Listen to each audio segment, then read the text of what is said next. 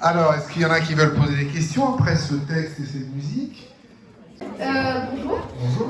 Est-ce que vous pensez qu'avec ce que vous nous avez dit, ça pourrait nous aider pour la pandémie d'aujourd'hui? Ça, c'est une très bonne question, je trouve. Je connaissais le livre de Albert Camus, La Peste. Oui. Je l'avais lu quand j'étais très jeune, ça m'avait intéressé comme ça. Et là, tout d'un coup, je me suis dit, tiens, c'est l'histoire d'une épidémie, ça va être intéressant comme parallèle par rapport à ce qu'on est en train de vivre. Et j'étais absolument fascinée à chaque ligne.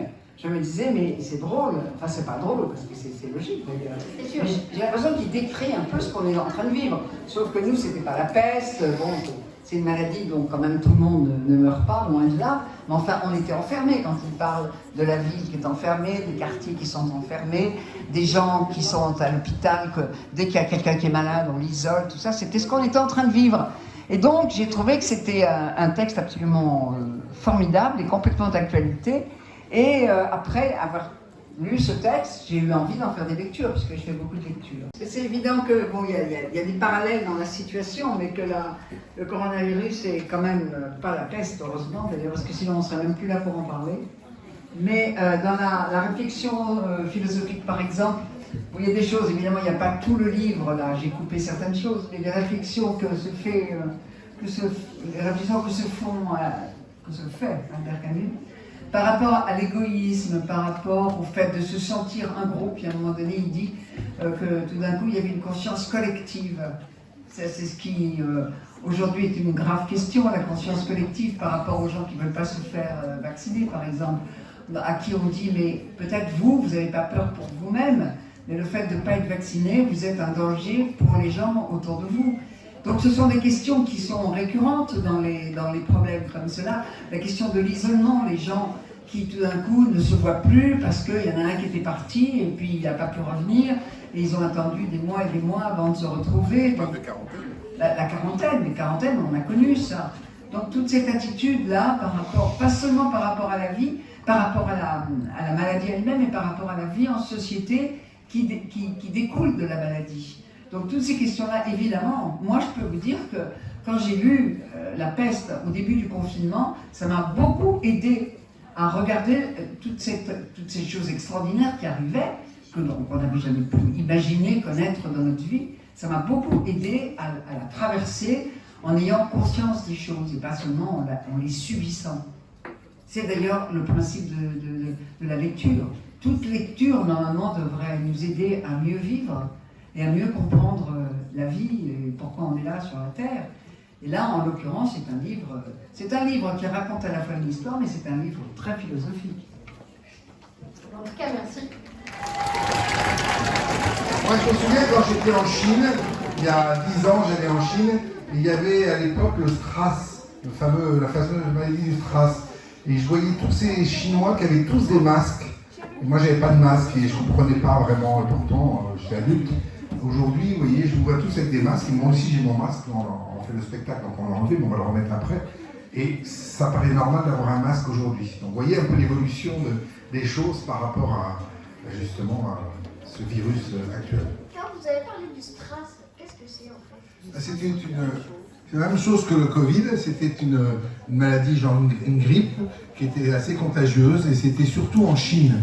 Et donc le SRAS, il y a à peu près une dizaine d'années, tout le monde en Chine, même au Japon, portait des masques.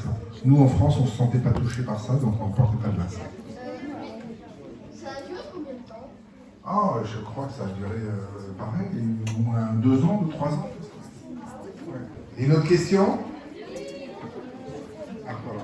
Est-ce que le confinement nous a aidés? Par exemple, il y a une phrase, je ne vais pas la retrouver parce que je ne sais plus à quelle page elle est, où il dit que les gens s'étaient dit « jamais la vie va revenir comme elle était avant ». On a beaucoup parlé de ça après, tout de suite après, et même pendant le confinement. On disait, oui, ben, de toute façon, après, cette chose qui nous arrive aujourd'hui, on ne sera plus jamais les mêmes, et surtout, la vie ne va plus jamais être la même. Et malheureusement, à l'époque, pour les gens optimistes, on se disait, elle sera meilleure, la vie. On va se débarrasser de plein de choses qui sont inutiles, qui sont vraiment secondaires, et on va aller à l'essentiel et tout. Je crains malheureusement que les optimistes n'aient eu tort, parce que je crois que tout va revenir pareil. Quand vous avez touché un piano pour la première fois de votre vie, vous avez ressenti quoi? Avant de toucher un piano, j'ai d'abord entendu un piano. Et j'ai senti que c'était un instrument qui m'appelait. Le son du piano m'a tout de suite ému et a eu une résonance dans mon cœur. Et c'est vrai que j'ai trouvé que c'était l'instrument qui était le plus apte à pouvoir exprimer ce que éventuellement j'aurais un jour à dire. Je ne savais pas ce que j'allais faire, mais en tout cas, j'aimais poser mes mains sur le piano et j'aimais la forme du piano. Je trouvais que c'était un superbe instrument. Comme tu vois, comme je suis tout petit et que très maigre, donc je trouvais que le piano, ça correspondait. Est-ce que c'est vous qui avez composé les musiques?